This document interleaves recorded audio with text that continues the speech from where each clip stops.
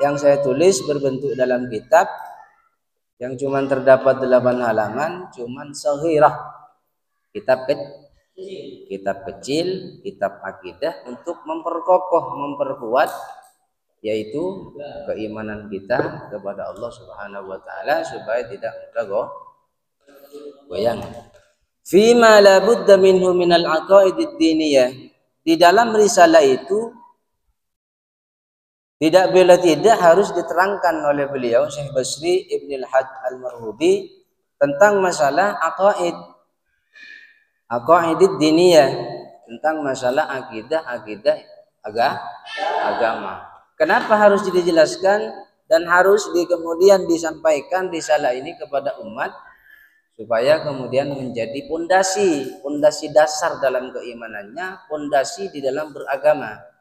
Kalau pondasi bagaikan rumah, kalau pondasi rumah itu sudah kuat, maka kuat pula ketika disusun, tidak mudah roboh, tidak mudah retak. Begitu juga dalam diri kita ketika kita beragama. Ketika pondasi akidah sudah kuat, maka tidak mudah terpengaruh, tidak mudah terkontaminasi dengan pemahaman yang baru. Fa as'alullaha ayya'umma naf'uha, maka katanya Syekh Basri, saya meminta kepada Allah ayya'umma naf'uha, supaya kemudian risalah kitab yang dikarang oleh beliau ini menjadi risalah kitab yang bisa memberikan kemanfaatan terhadap si pembaca dan juga terhadap orang-orang yang mempelajarinya. Wa arju minal qari'i qabuluha, dan beliau juga berharap kepada si pembaca kitab ini agar bisa menerima, bisa memahami, sehingga bisa menyebarkan kepada umat Sayyidina Muhammad sallallahu alaihi wasallam. Yang ditegaskan oleh beliau yaitu didasari dari hadis Nabi besar kita Muhammad, fa innamal a'malu binniyah wa likulli imri'in ma nawa, bahwasanya sesungguhnya segala pekerjaan itu bergantung kepada niat. Walikulli imri'in ma nawa, dan setiap seseorang itu bergantung dari apa yang diniatkannya. Seperti tidur kan mubah. Tidur itu mubah. Mubah itu boleh saja.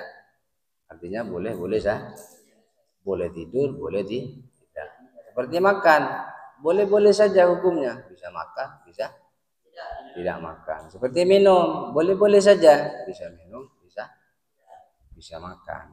Tapi kalau kemudian hendak sebelum kita tidur kemudian kita niatkan dalam tidur kita sebelum tidur itu agar kemudian kita bisa kuat beribadah, misalnya habis isya sudah tidur, diniatkan dalam qalbu, saya tidur ini ya Rabb agar kemudian nanti malam saya bisa bangun, bisa kuat beribadah kepadamu. Maka tidur yang kita lakukan, yang kita niatkan pada malam itu menjadi ibadah. Artinya menjadi bernilai di mata Allah Subhanahu wa taala. Walaupun itu hukum asalnya adalah boleh saja.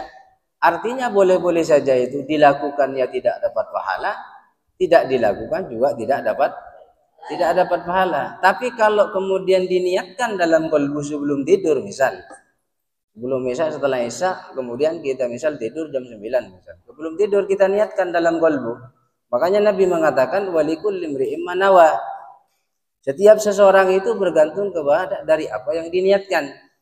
Walaupun itu berangkatnya dari perkara yang mubah, boleh saja.